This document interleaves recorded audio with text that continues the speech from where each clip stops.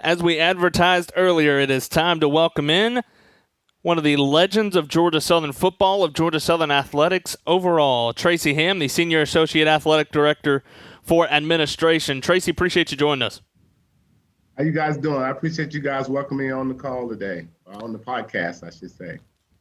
Take us into what, in your role, has changed a little bit since you've come back to Georgia Southern a couple of years ago as an administrator. What does kind of the typical day look like? What are you overseeing? Well, it's like the things you mentioned with the student athlete. I'm basically tied with the student athlete. I have a very diverse role. I do a lot of programming with Apex programming with the student athlete, and also, just really with psych leadership. I'm also on the psych leadership, and then outside of that role, I am cultivating donors. I have a local group that I cultivate here in Statesboro. So I'll travel some with the foundation. So Jared has kind of redistributed. My role is more, it's a hybrid role because I'm doing a lot of different things. And then, like everybody else in Statesboro, I'm also watching the quarterback race that's going on at football. So I'm into all the sports. I thought we had a really good spring sports. I thought the spring season really kind of set the tone. You can all go back to the bowl victory that's setting the tone as we started on a new platform with Jared and his administration. And so it's interesting. It's been a lot of fun for me, and not just sitting behind the desk, but really getting out, interacting more with the student athlete and also with our fan base from the donor side of it. Yes. You can get your questions in for Tracy on Facebook Live by commenting on the Facebook live stream. But kind of going back through your story, when was your first memories of Georgia Southern, and what was it about Statesboro that made you come here? Because I know you had other offers to go play college football. Well, there were offers, but I wouldn't say they were favorable offers for me. They sounded better than they were because I actually had a couple of opportunities to go to different schools, but it was for a different position. So when I came to Statesboro, I knew this was kind of like the last stand for me. There was no real option of picking anywhere else but Statesboro because of not because of Coach Russell per se, but because of the ability to stay at quarterback. And so having that, understanding that's where I wanted to be, and Coach Russell presented that as the only place that they had thought about me playing. So it was really an easy decision for me to land here in Statesboro. And I think the hardest part was trying to look at what the future held, because we were playing at a high school. We had no stadium, and you really just trusted the process. We trusted a lot of things that people said, when you put up the sign saying a building will come in such and such years. Well, it held true because the little stadium did come. The things that they said were coming did come. And so it was exciting times for us as young student athletes. What about your journey can you share with Georgia Southern's current crop of quarterbacks? Well, competition is at its best because when I arrived at Georgia Southern, there was 5 of us. I was the 5th one, being I was the last one to sign. So I kind of got the last place rep. So, it was competition from day one. I think that's what, for me, was the exciting part, was I got an opportunity to compete.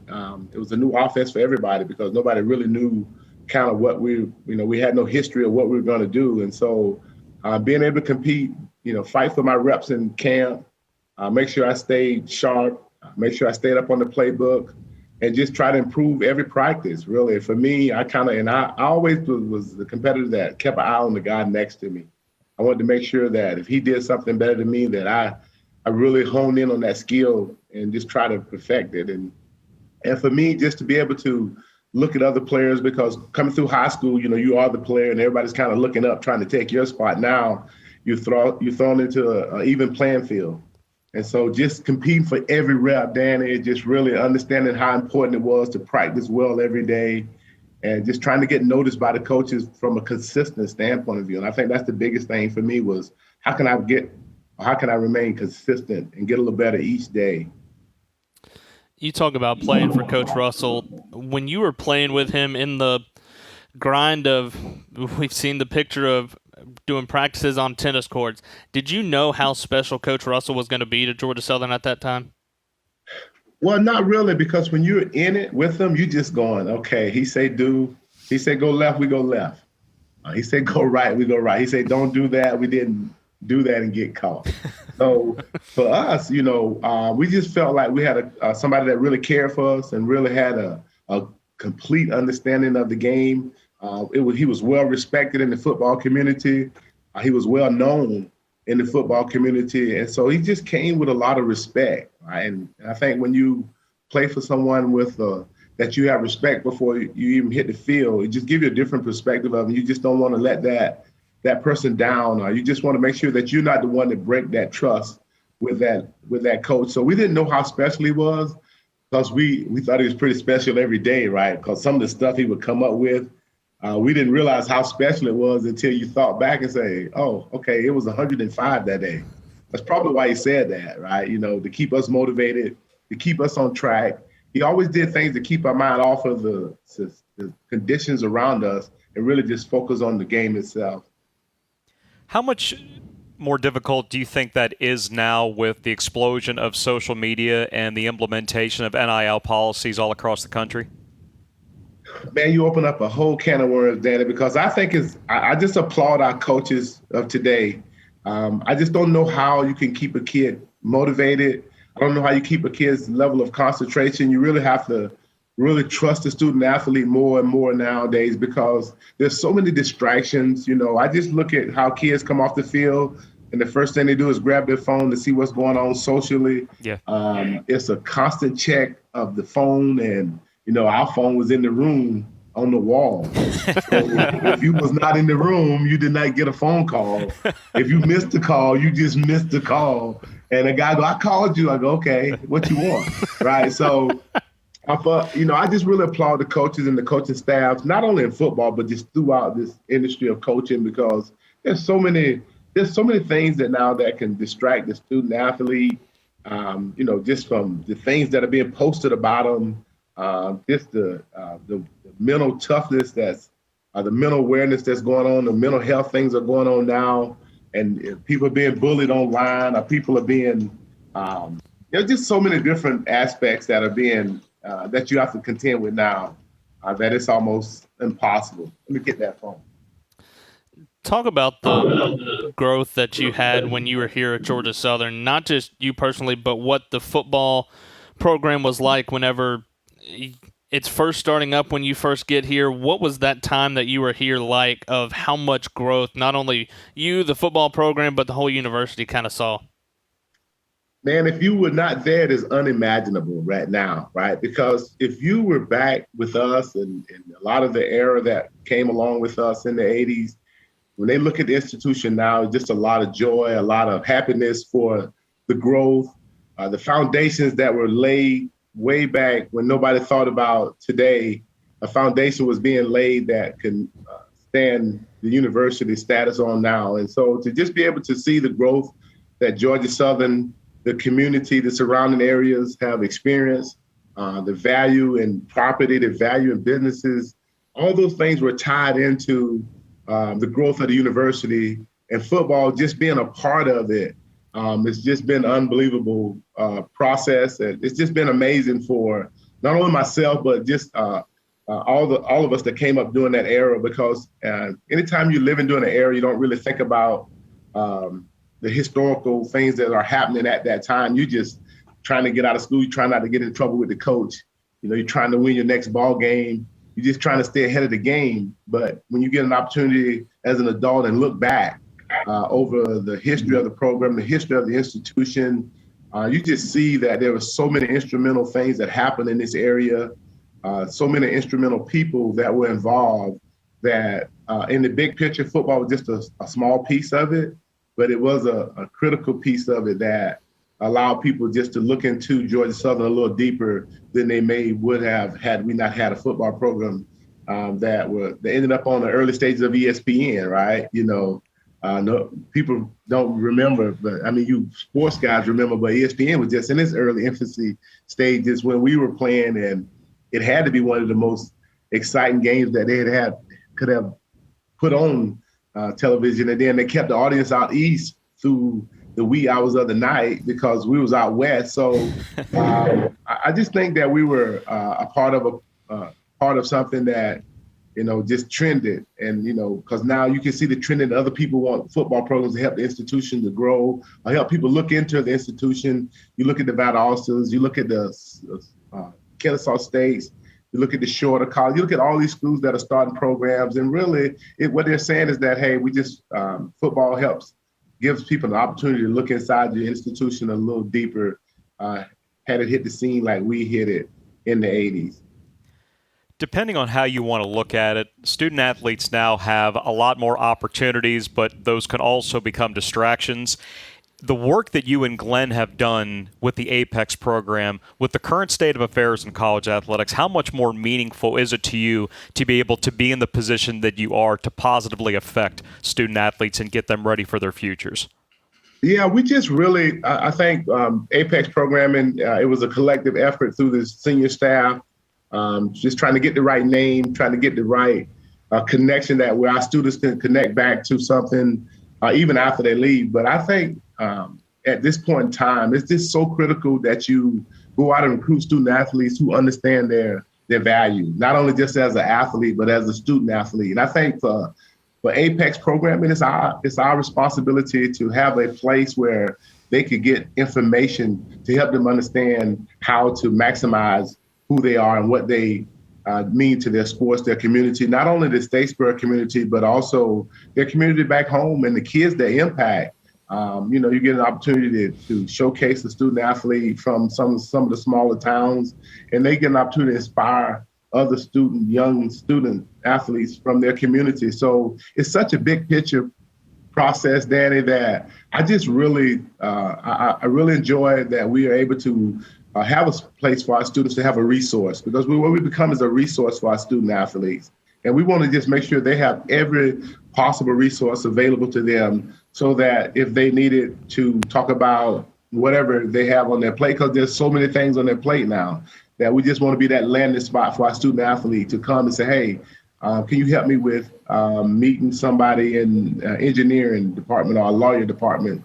And we just want to be able to have everything they need from a resource standpoint, and then just show them how to access the resources long after they're gone, why they're here. And like you guys said earlier in the podcast, there's so many things that are on student athletes' plate now, from the time they wake up to the time they go to bed. And we just want to be a place that they have resources in between them lunches and practices that they can say, hey, let me just make a quick run over to the resource center to get some help, the academic center to get some help, to help me understand something. So I'm all for it. I think it's a good opportunity for us, and not only us, but the athletic department to continue to join with the partners with our student athlete, because it's a partnership. It's a partnership with our student athletes, and we want to be a good partner where we provide the right resources for them to have an opportunity to grow after college.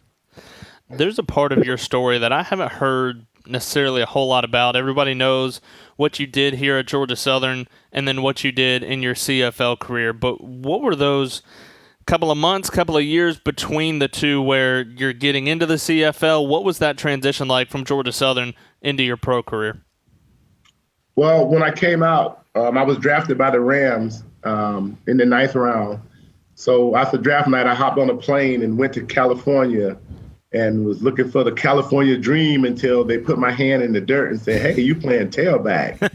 And I couldn't see, and it was just a whole different world for me. And so I spent some time, spent minicamp with the Rams when John Robinson was the head coach. And at the time, I was also negotiating with the CFL team, Canadian Edmonton Elks now, but they were the Eskimos at the time. We were negotiating, and it was to compete at the quarterback position. And so after minicamp, I moseyed on up to Canada, Edmonton, to the frigid Northwest Canadian territories. But from there, I ended up being dropped into a situation where there were two guys ahead of me, Matt Dunnigan and Damon Allen, who are now Hall of Famers. So I was dropped on a team that had two were going to be Hall of Famers. So you could tell what kind of career they was already having. These guys were real pros. And I just put my thinking cap on, my learning hat on, and I just learned. It took me about a year to pick up the game, understand the rules, what was to my advantage, what was to my disadvantage. And the next year, one of the guys was traded. Matt Dunnigan was traded, and so now I was number 2 competing for the number 1 spot. After my second year, first game, Damon Allen was hurt out for 10 weeks with a bad knee, and so it was either sink or swim. Do we have the right guy? Do we need to bring somebody else in? And so I was able to really learn, understand the game by 2 of the greatest that had played the game, and then give an opportunity after my first year to compete and win games. And by my third year, Damon left, and I was the starter for the team my third year. It was my team to take where we were going to take it at. So it took me about 2 years to learn the game completely. And after my third year, I had a complete understanding of what it took to win and compete at that level. All right, everyone that knows Georgia Southern football knows that there are 2 numbers that are retired here. AP's number 3 and you're number 8. How did you end up with number 8? I don't know this story. So number 8. So I grew up with number 7, and number 7 was my number coming through high school. And when I got to Georgia Southern, David Barris, a guy from Benedictine, was an option quarterback, really good option quarterback out of Savannah. I think David still lives in Savannah today. And he had number 7, and so wasn't really an option, right, because he had been here and he had beat me to the number. And so I'd say, well, let me have number 8. Begrudgingly, I said, give me number 8. I just took the next number up. So it wasn't no real sign to us. It was just like, okay, can't have 7, give me number 8.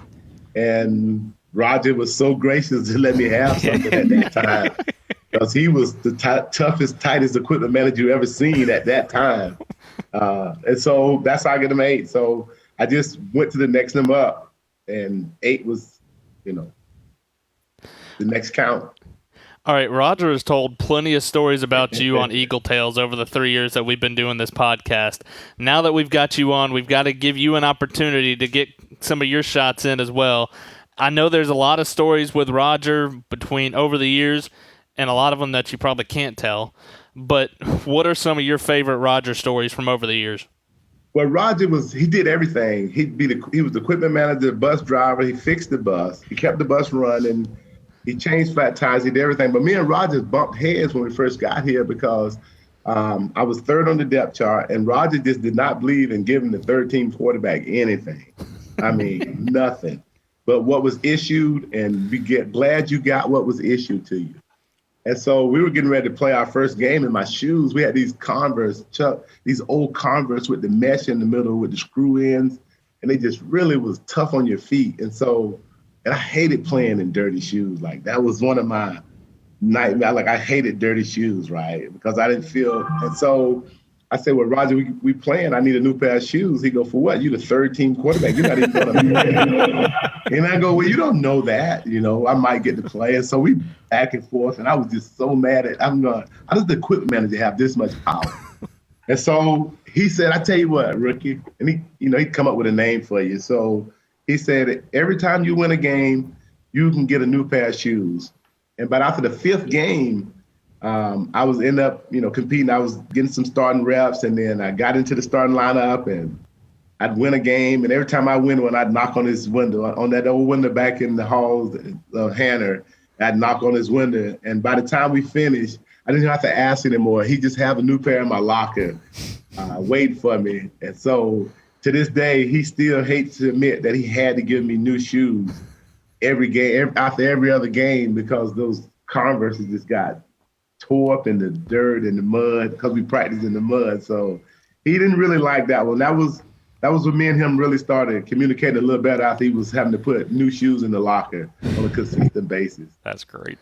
There's a lot of people around Georgia Southern that touched this football program, especially in the early years. And a lot of people, if you really dig into it, that don't necessarily get the credit that they deserve. You've seen this football program from a lot of different angles, from a lot of different positions. Who are some of the people that you think kind of go unnoticed with this program, whether it be back in the day or even still with the program now? Man, you're going to get me in trouble, right? Because I'm going to forget somebody, right? Well, when you go back to the early stages, it's just some of the people I don't even know, but I just know the ones that were instrumental for me during our time, and I just thought Morrison and Lumpton were just great for us. They owned the time savers at the time, and they just really poured into us, not only as a program but as young men. I thought MC Anderson and his family were just great to us. Angela and Andrea, the daughters that went to school with us, I just felt like they really just opened up and just they just did a great job with us. And then you can never, Alan Lee Paulson is just, him and his, what Gulfstream did for us was just, you just really can't put a price tag on it. And then when you go to our local communities, the Dirty Dozen, I thought, were an interesting group. But Bruce Yon, I thought, was one of the guys that this most unrecognizable guys that has helped us. When Snookies was here and the things that, we were able to go over to Snookies and grab a good meal. And I just thought, and he was a Georgia guy by heart and nature, played at Georgia, but Bruce opening up Snookies to us as a community, a university, as a staff. I just thought that, and I thought Ronnie Pope did a great, you can go on and on with people who just, for me, that just touched me as a young student athlete here, that they didn't have to. I thought Johnny Trimble, who was my Eagle Wing parent, that was the principal, really helped me make the transition from High Springs to Statesboro, him being an educator, just having a place to land and really be able to, see a successful African-American. This really inspired me, just watching him and what he was doing in the community. There's just so many people, and I know I'm forgetting a ton of them, and I'll probably hear about it, but I could go on and on with the people who placed their footprint, fingerprint on our institution and this university, and that has helped us continue the traditions and legacy that will continue. All right, we're going to dive into it here in a few minutes of trying to dissect what the quarterback battle looks like for this year. You're the resident expert on quarterbacks. From what you've seen the first little bit, what's kind of stood out to you? Well, first of all, I just hate starting off with rookies and freshmen, right? It's just always been a pet peeve of mine. But to say that, I'll say it with this. If you're going to start off with one, I tell you what, I've just watched the young man just work day in and day out. I'll come by practice, I'll see him throwing by himself. Obviously, JT is our guy. We need JT to get back on the field as soon as possible. I think if we're going to take a deep run, JT is our guy. He has to be. He just has too much experience. I felt like we should have, helped JT out a couple of years ago after the Minnesota game. I felt like that earned him the right to get in the rotation on a consistent basis, and I thought we missed the opportunity there. But I think JT has shown a sturdiness, a toughness that I think we're going to have to survive this season. I think we got one of our better teams, but we have one of our tougher schedules. It's just unfortunate that our schedule is this tough this year because I think our defense is going to be a little deeper. But at the quarterback position, you always want someone there with some experience because you just never know how a freshman is going to react. And it just sometimes it's unfair, but then, sometimes, there are opportunities for freshmen to step in and say, hey, I belong. And we're going to find out if that's the case this year. But in the long run, I think JT's the guy that we're going to have to rely on for leadership, especially in some of the tough ball games we're going to be in. I've just never seen the Sun Belt so deep and so tough that I've seen us this year, and the people that we're playing and the top 25, 2 teams, possibly 3 in the top 25, as you stated earlier. Who would the third team be? That would be App State? Well, the poll did come out, and this is going to be great for 2 teams that don't play each other this year. The Cajuns are preseason number 23, Coastal's number 24. Wow. And App was receiving votes. Okay. So App was the other third team. So, and we just lucky us, we play all 3 of them, huh? Yeah.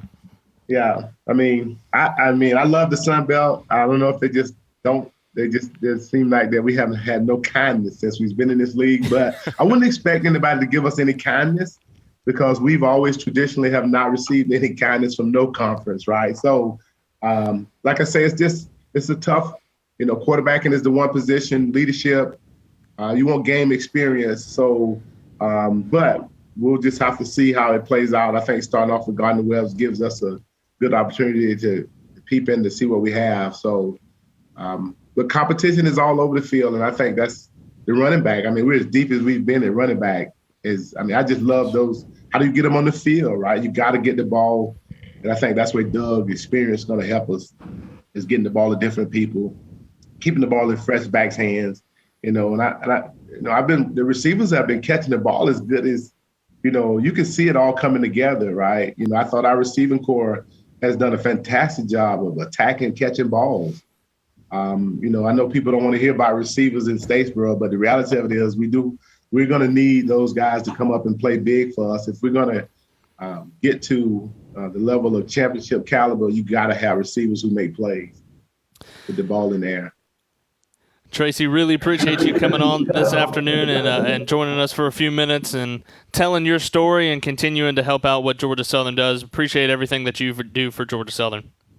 Well, we thank you guys. Y'all have a great day. Appreciate you inviting me on. Thanks, Tracy.